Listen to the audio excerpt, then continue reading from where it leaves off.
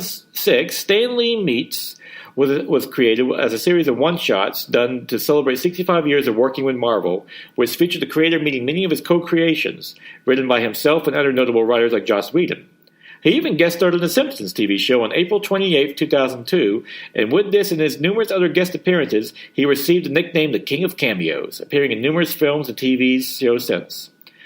Lee had been doing this for years, notably in the 1995 movie Mallrats, which also started a long-time friendship he would have with the film's director, Kevin Smith. Stan Lee continued to branch out, working with the Sci-Fi Channel on a series like Who Wants to Be a Superhero on July 27, 2006, intending to capitalize on the reality TV show craze at the time. Lasting for 2 seasons and 14 episodes, its premise was that contestants would dress up and present their ideas for a superhero to Stan Lee, with one or more eliminated at the end of the episode. The winner had their character adapted in a Dark Horse comic book, and a trip for the two to Universal Studios Florida to participate in the park's Parade of Superheroes.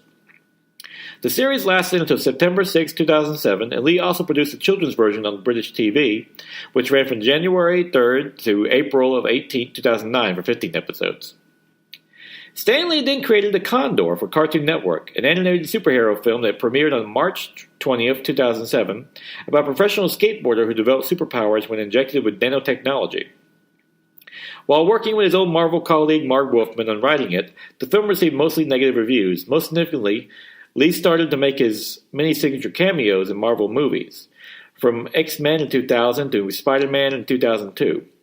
At the 2007 San Diego Comic-Con, Robert Downey Jr., who would play Tony Stark Iron Man in the 2008 Iron Man movie, which would also launch the Marvel Cinematic Universe, introduced Stan Lee to a packed crowd at Hall H. Of course, Lee would have a cameo in Iron Man movie and be featured in every MC movie since, coming to be a trademark of the franchise. However, his old company, Stan Lee Media, came back to haunt him and Marvel when Jim Nesfield, on March 15, 2007, purchased the company and then sued Marvel, claiming that Stan Lee had given up the rights to his characters for stock and a regular salary. On June 9, 2007, Stan Lee Media then sued Lee himself and his new company, POW. These lawsuits were later dismissed. On November 17, 2008, Stan Lee was honored with the National Medal of Arts and Humanities by President George W. Bush. He also received numerous tributes by Roy Thomas and Alter Ego No. 74 in December of 2007. Then on December of 2008, Right Now No. 18 featured a tribute by Danny Fingeroff. Also in 2008, Lee participated in Stan Lee Presents Election Days, What Are They Really Saying?, a political satire of the 2008 election. In 2009, Lee worked on Time Jumper for POW and Disney, a new web-based comic, which starred Lee Associer, the leader of the Hunt Corporation. On March of 2012, Stan Lee cameoed as himself on The Big Bang Theory. Then, on April 2012, he launched Stan Lee's World of Superheroes on YouTube. He even made a character in the 2012 Amazing Spider-Man game by Activision, while also appearing in Lego's Marvel Superheroes game in 2013. On January 2014, he made another appearance on The Simpsons, and then appeared in Marvel's Lego Superheroes in 2016. Lee even got an action figure in 2016 at $250. Lee continued to produce comics from Stan Lee's Lucky Man on the Sky in January of 2016, and then Nitron in July of that year. Also, in 2016, he launched Stan Lee's Cosmic Crusaders in The Hollywood Reporter to coincide with the 75th anniversary of Marvel. Lee then launched Stan Lee Box with POW, and in October of 2016, he hosted his own convention, Stan Lee's Los Angeles Comic-Con, which was previously Stan Lee's Comic-Kazi in 2012. It was a 3-day celebration of the creator, with Friday being unofficially designated Stan Lee Day. Sadly, on July 6, 2017, his wife Joanne died at the age of 95. After her death, Stan Lee was cared for by their daughter at his $25 million home in Los Angeles, despite recent allegations of elder abuse that had been dismissed after being investigated.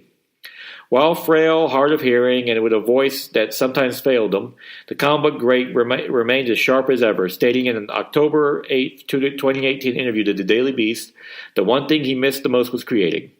Even after all those decades of crafting some of the finest fiction in world history, Stan Lee still had a few ideas rattling around in his head. Sadly, we would not get those ideas, as Stan Lee passed away November 12, 2018 at the age of 95. It was a day of mourning across the entertainment world, with numerous actors from Chris Evans to Mark Hamill to his fellow creators from Mark to Todd McFarlane to Rob Liefeld, who looked to Stan Lee, noting him as an inspiration to his work and comic books themselves. While Lee wasn't a perfect human being, as no one ever is, he left behind a legacy of characters and stories that still shape the comic book medium and entertainment in general.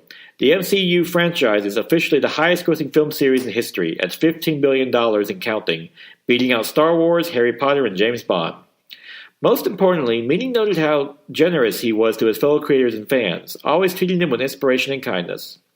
To paraphrase Mark Hamill, the actor who played Luke Skywalker in Star Wars and voiced the Joker in the Batman cartoons, he commented how they say you should never meet your idols.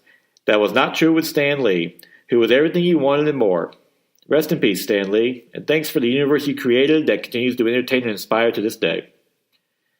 I would like to highlight my main source for these episodes in Stan Lee, The Man Behind the Marvel by Bob Batchelor, an excellent biography of the comic book great that covers all the bases. Get it wherever books are sold. And now it is December 27, 2018, time for some reviews. Favorite comic book of the week, Fantastic Four number 5 by Dan Slott and Aaron Kuder, along with numerous guest artists who, Ben Grimm and Alicia Masters finally get married and detailing all the events leading up to it, including an impromptu bachelor party that Johnny Storm has to plan. Dan Slott has a lot of fun interweaving all the different stories and characters involved leading up to this big event, along with the guest artists. Mike and Laura Alfred deliver a great flashback story that is very reminiscent of the original art by Jack Kirby of how Ben and Alicia's first romance got started. And, of course, there's lots of fun, too. Aaron Kuder's art does a great job on the main art chores, very colorful and detailed, perfect for the Fantastic Four series. And overall, this is the kind of issue that's going to bring a lot of fans of the series with a big smile on their face. Highly recommended. And of course, over the Christmas holidays, I got a chance to check out a few movies, namely some comic book ones, Aquaman and Spider-Man into the Spider-Verse. Aquaman is a great, fun comic book movie, beautiful visual effects. How did they not get nominated for a Best Oscar nomination? I have no idea. Jason Momoa does make the role his own, though, playing the more bro-ish Aquaman, but it works for the film, while Amber Heard is solid as Mira, playing a good straight woman against his more comedic take. The scene stealer stole is Black Manta, who between the actor's intense performance by Mateen II, he is excellent in the role, and also some brilliant visual effects and costuming, is arguably one of the best visual representations of a character brought to the live action on the big screen. It is so good, and I can't wait to see this character in the future of DC and Aquaman films. However, it is a bit long, a little too many subplots interweaving in and out, but overall, definitely a fun time in the movies. Check it out, and it shows that the DCE with Wonder Woman might just be back on track finally. However, the best comic book movie over the weekend I saw, and quite frankly, the best comic book movie of the year, was Spider-Man Into the Spider-Verse. This is the ultimate Spider-Man movie. It not only is it to give you the origin of Miles Morales, but you get all different kinds of Spider-Man, from a jaded older one played by Jake Johnson to Spider-Gwen to Spider-Ham. It works perfectly. The animation is brilliant, not just the main style, but also how whenever they bring in a character from a different style, such as Penny Parker, it's done in anime style, or Spider-Ham's done in that Warner Brothers cartoony style. It all in ways perfectly. It's a brilliant story. Great story in general. Even the main villain, the Kingpin, even has like a real motivation for what he's doing. It is, you just have to see it. It's easily the best comic book movie of the year, and quite frankly, I know it should be a lock for best animated movie of the year. This is the film that should be nominated for best picture of the year when it comes to comic book movies, not Black Panther. This movie is brilliant, and I can't wait to see it again. Highly recommended. And since by the time I'll be posting the next episode, it'll be 2019, it's going to do a little year in review. And sadly, the main thing that 2018 may be known for, outside of some great movies like Black Panther, Spider-Man, and the Spider-Verse, and Avengers Infinity War, was that we lost two of our greats, Stan Lee and Steve Ditko, the creators of Spider-Man, and numerous other great characters. And I'll be remiss without talking about my own personal. I lost my cousin Amy a week or so ago to a long battle with cancer. She was a great, fun woman. And her and her husband and son Arlo would do these great costumes of. They one time dressed up as Groot, Star-Lord, and Rocket Raccoon, and this last time they went as the White Walkers. And she'll be missed. And she was so much, and we're all missing her. But this is why you tell stories and tell history, because even when you lose someone, they will always be alive.